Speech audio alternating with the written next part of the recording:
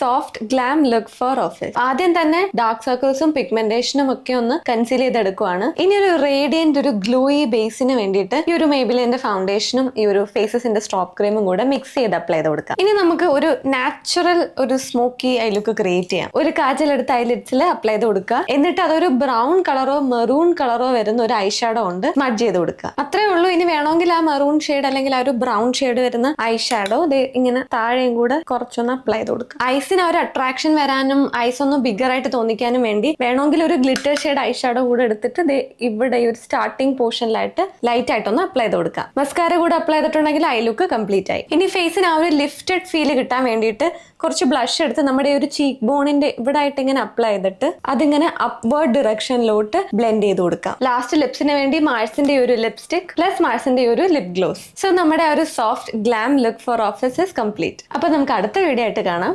By.